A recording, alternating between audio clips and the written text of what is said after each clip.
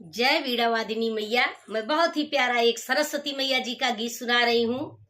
आप लोग कमेंट में जरूर बताइएगा कैसा लगा। आपके प्यारे प्यारे कमेंट आते हैं तो अच्छा लगता है। जैसे आप लोग सपोर्ट कर रहे हैं इसके लिए तहे दिल से धन्यवाद।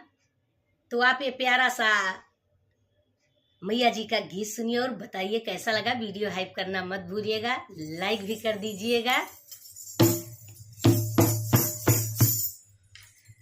आवा हो सरस्वती, आवा हो बीड़ाधारी, आवा हो